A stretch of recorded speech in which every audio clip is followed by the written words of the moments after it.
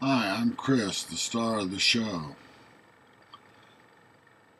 Welcome to my bedroom, where we're going to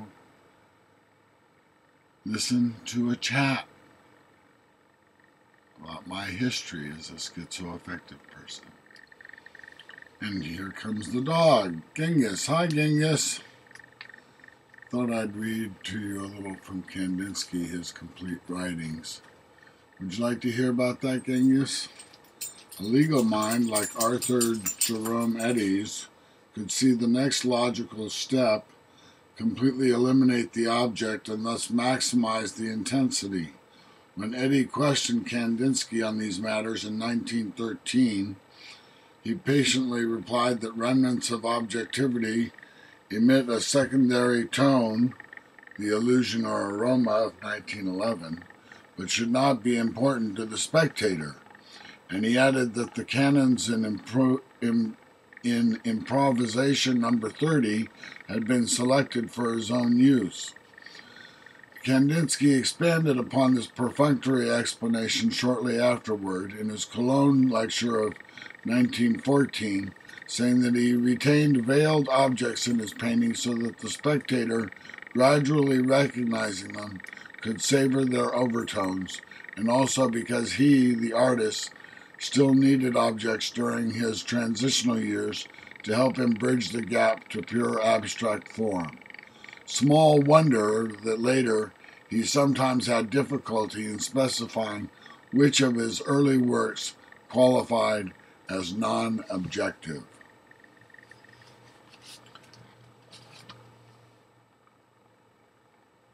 My history as a schizoaffective person is a lesson in objectivity.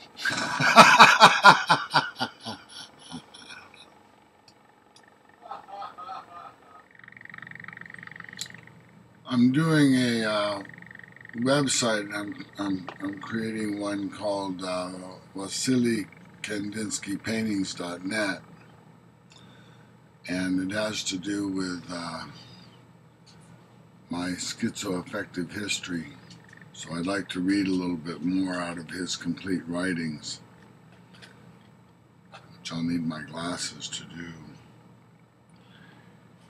Kandinsky held no fundamental bias against objects. He allowed for the great realism that deploys material things in realistic settings. During the latter part of his career, he admitted that objects can insinuate themselves.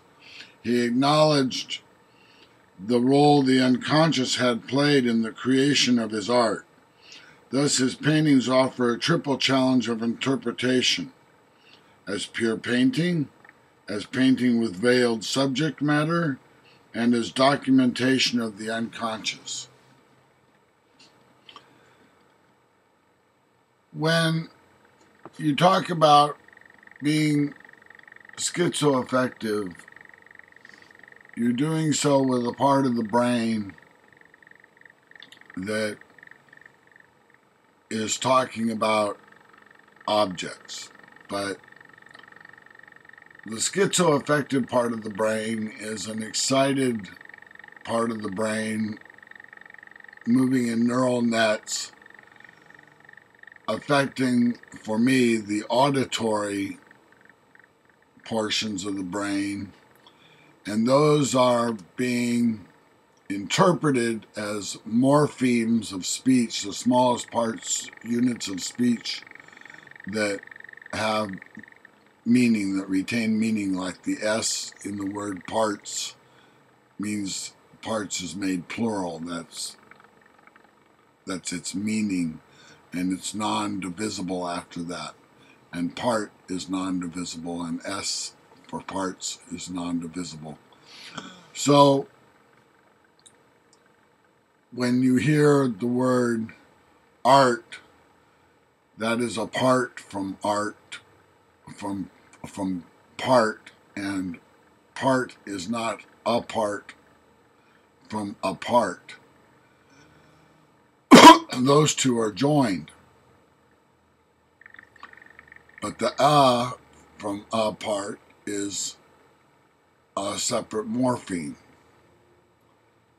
So when the mind hears what are commonly thought of as syllables, it is naturally engaged in the rhythm of speech. And whatever is causing the excitation of the neurons in the neural net is happening with a rhythm, you see, because it's like a train going around a train track. It repeats over and over again. So one of the tricks I have for an antagonistic amount of speech in my head, voices in my head, is to alter the morphemes of the speech that I'm hearing, of the voices that I'm hearing. So, for example, if what I'm hearing is, God is apart from you, Chris, then I can say, God is up art from you, Chris. Or God is up art from you, caress. Or God is up heart from you.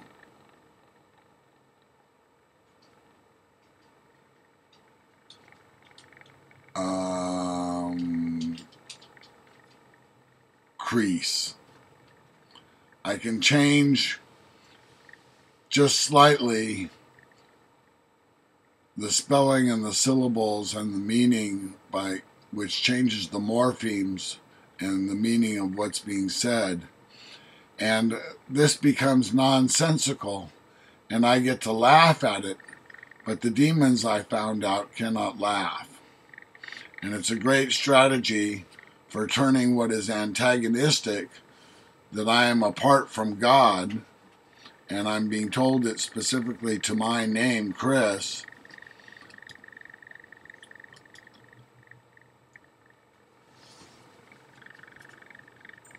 in an accusatory manner. This is a great strategy for defeating that antagonism. So I've used it to great effect, and I've tried to teach it to other schizophrenics, and with some minor success.